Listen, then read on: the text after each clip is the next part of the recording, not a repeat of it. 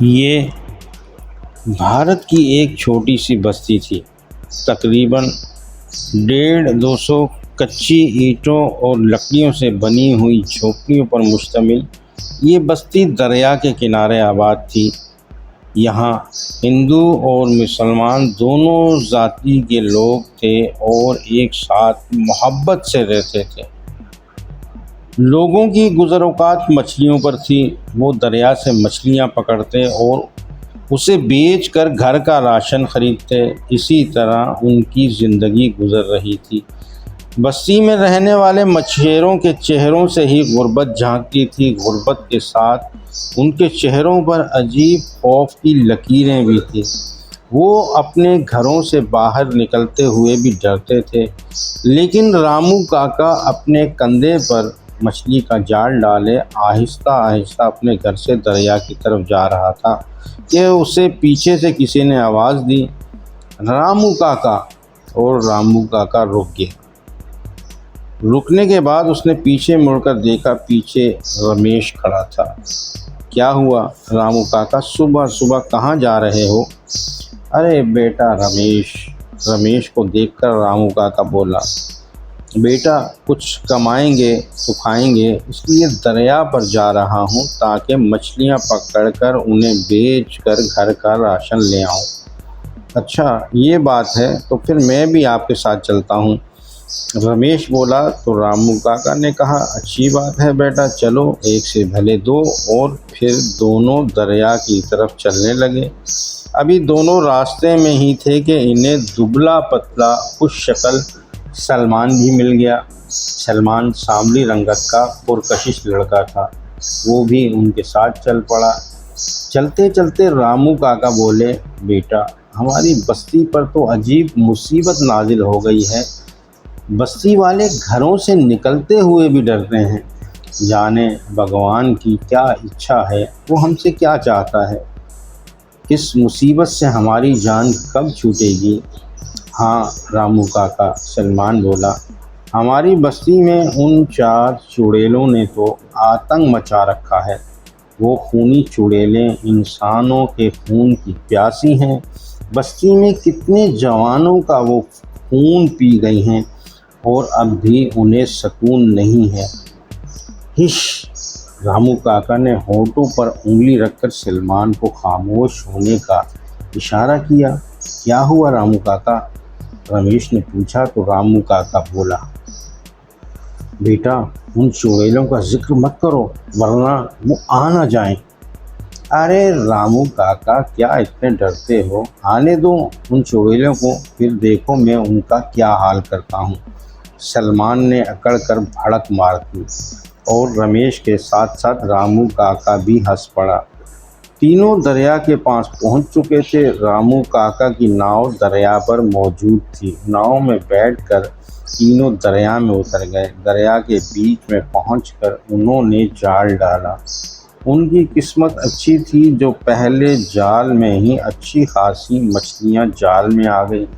उन्होंने जाल से मछलियां समेट कर दूसरी बार जाल डाला तो इस बार भी उनके जाल में अच्छी खासी मछलियां आ गई।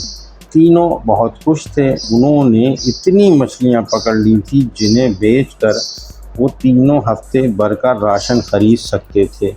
सलमान बेटा आज तो शिकार का मज़ा आ गया, रामू काका खुश होते हुए बोला। हाँ रामू काका, सलमान भी खुश होते हुए बोला, चलो अब इसे बेचने चलते हैं और बेचकर राशन ले लेते हैं।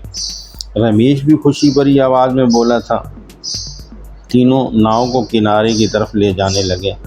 अभी वो किनारे से कुछ ही दूर थे कि हवा में अजीब पुरस्कार सी सरसराहट पैदा हुई। तीनों घबरा गए। उनके चेहरों पर हवाइयाँ उड़ने लगी। वो घबरा कर इधर उधर देखने लगे। ये क्या हो रहा है, सलमान घबरा कर बोला। और फिर हवा में सरसराहट मज़ीद बढ़ने लगी। तीनों नाव को तेज़ी से किनारे की तरफ ले जाने लगे, लेकिन इससे पहले कि उनकी नाव किनारे तक पहुंचती, हवा में 2 चुड़ैलें नुमादार हुईं। चुड़ैलें हुलिये से इस कदर भयानक थी कि तीनों उन चुड़ैलों को देखकर थर-थर कांपने लगे।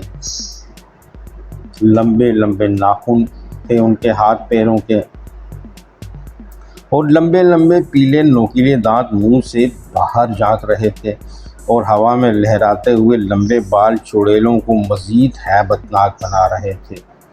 शिकार।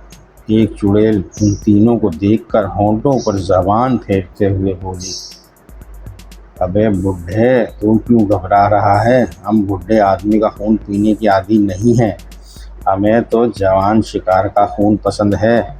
दूसरी चुड़ैल सलमान और रमेश को देखते हुए बोली, रागिनी, इस नौजवान की तरफ मत देख, मेरा शिकार है। तू जानती है ना, मैं खूबसूरत लड़कों का खून पीती हूँ। पहले वाली चुड़ैल सलमान की तरफ देखते हुए बोली, खबरदार, अगर तुम दोनों ने लड़कों को छुआ भी, रामू काका दोनों लड़कों के आगे आ गया। अबे बुड्ढे, तू हमें रोकेगा इन लड़कों का खून पीने से? रागिनी चुड़ैल कहकहा लगाकर बोली और उड़ते हुए रमेश की तरफ बढ़ी। दूसरी चुड़ैल सलमान की तरफ बढ़ी और फिर उन दोनों चुड़ैलों ने रमेश और सलमान को अपने अपने शिकंजों में जकड़ लिया। रमेश और सलमान ने चुड़ैलों के शिकंजे से निकलने की पूरी कोशिश की, लेकिन चुड़ैलें ताकतवर थी। चुड़ैलों ने उनकी गर्दनों में अपने लंबे नोकीले दांत गाड़े और घटाघट उनका खून पीने लगी। रामू काका ये देखकर कश खाकर वहीं बेहोश हो गया। रमेश और सलमान चुड़ैलों के शिकंजों में बेबस अपनी मौत का तमाशा देखते रहे। बस्ती में सिफे मातम बिछी हुई थी। चारपाइयों पर रमेश और सलमान की खून से महरूम लाशें पड़ी हुई थी। लाशों के चेहरे जिस्म में खून न होने की वजह से सफ़ेद हो रहे थे। ए भगवान, ये तूने क्या किया? मेरा जवान बच्चा मुझसे छीन लिया। सलमान और रमेश की माएँ अपने जवान बच्चों की लाशें देखकर सीना गोभी कर रही थी। उनका दुख देखा नहीं जा रहा था। बस्ती की हर आग पुरनम थी। सलमान और रमेश की मौत पर कोई तो आए जो हमें उन चुड़ैलों से निजात दिलवाए। हमारे जवान बच्चे इन चुड़ैलों का शिकार बन रहे हैं। एक बूढ़ा आदमी रमेश और सलमान की लाशों को देखकर बोला, इन चुड़ैलों से हमें कोई नहीं बचा सकता। हमारे भगवान भी सो रहे हैं। हम सब एक एक करके इन चुड़ैलों का शिकार बनेंगे। एक जवान लड़का सहमे हुए लहजे में बोला तो उसके पास खड़ा दूसरा लड़का बोला, रवि, तुम ठीक कह रहे हो। मेरी आँख खुली तो मैंने देखा मैं एक चारपाई पर लेटा हुआ हूँ।